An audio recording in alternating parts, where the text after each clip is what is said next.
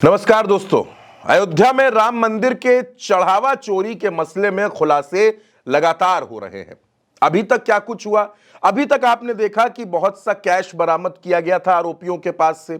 यह पता चला कि इन आरोपियों ने चंदे की फर्जी रसीद बुक छपवा रखी थी और जिससे भी ये पैसा पार कर देते थे।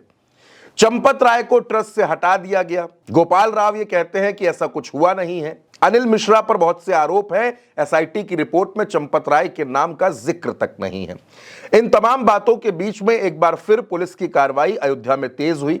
अयोध्या राम मंदिर चढ़ावा चोरी के मामले में पुलिस ने आरोपी अनुकल्प मिश्रा, उसके जीजा लवकुश और करुणेश पांडे से सोने के जेवर बरामद किए हैं, जिसमें कान की बालियां और लॉकेट शामिल हैं। इसके साथ साथ 2 लाख रुपए कैश भी बरामद किए गए हैं। जेवर की कीमत करीब 10 लाख रुपए है। लेकिन पुलिस ने अब तक यह नहीं बताया है कि कितना कैश और सामान किसके घर से बरामद हुआ है। पुलिस ने अनुकल्प की स्विफ्ट कार भी जब्त कर ली है। अनुकल्प मिश्रा को पुलिस गुरुवार की सुबह 9 बजे उसके घर लेकर गई थी।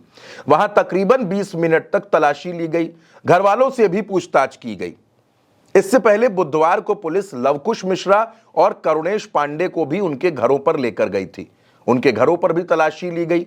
पुलिस ने आरोपियों के रिश्तेदारों के 30 बैंक अकाउंट भी फ्रीज कर दिए हैं। इन खातों में कमाई के बदले जो लेन देन है वो ज्यादा है और उसी को लेकर ये अकाउंट फ्रीज किए गए। पुलिस के सूत्रों की माने तो अनुकल्प ने यह भी बताया कि वो और अविनाश शुक्ला चोरी के पैसों को शेयर मार्केट में लगाते थे, लोगों को ब्याज पर देते थे, पैसों को करीबियों और रिश्तेदारों को देते थे, फिर उनसे अपने खातों में पैसे ट्रांसफर करवाते थे। इनके पास से फर्जी रसीदें भी मिली हैं। दोस्तों, बुधवार की सुबह 7 बजे पुलिस तीनों आरोपियों को 40 घंटे की रिमांड पर लेकर गई थी।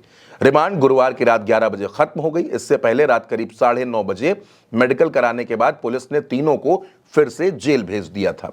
दोस्तों, बहुत से लोग आपको बता रहे थे कि राम मंदिर में कुछ हुआ नहीं, कोई चोरी नहीं हुई है, और लगातार राम मंदिर में खुलासे हो रहे हैं। कैश बरामद किया जा रहा है, ज्वेलरी बरामद की जा रही है। आप सोचकर देखिए, कान की बाली मिल रही है, लॉकेट मिल रहे हैं।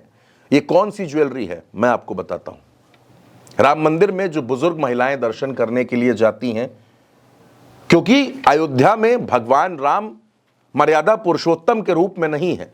अयोध्या में भगवान राम रामलला के तौर पर हैं। जब बुजुर्ग महिलाएं वहां जाती हैं तो वो अपने लला को कुछ ना कुछ देना चाहती हैं। कोई पैसा देता है, कोई रामलला के लिए वस्त्र बनाकर लेकर जाता है, और बहुत सी महिलाएं रामलला के लिए सोने चांदी के आभूषण दान पात्र में डाल देती हैं। यह भावना ये नहीं है कि ये सोना, ये चांदी गल कर कहां लगेगा। भावना सिर्फ इतनी है कि अपने लला को, रामलला को हमने कुछ दे दिया। लेकिन उन तमाम आस्थाओं के साथ, उन भावनाओं के साथ अयोध्या में कितना बड़ा खिलवाड़ हुआ है, अयोध्या में कितना बड़ा मजाक हुआ है, ये अयोध्या में राम मंदिर में हुई चोरी की घटना बताती है। बहुत दिनों तक इसको दबाने की कोशिश हुई, कहा गया कि कुछ नहीं हुआ है, झूठ फैलाया जा रहा है। लेकिन जब एसआईटी बन गई, जब एफआईआर दर्ज हो गई, जब एक एक करके सुराग मिलने लगे, छापेमारी होने लगी, आरोपियों के घर से पैसा मिलने लगा, तब यह बात समझ में आई कि अयोध्या में कितनी बड़ी चोरी हुई है। 40 दिनों का सीसीटीवी रिकॉर्ड है जो बताता है कि 70 बार चोरी हुई है। दोस्तों, कैश की चोरी हुई है, सामान की चोरी हुई है, और यह चोरी लगातार चल रही थी।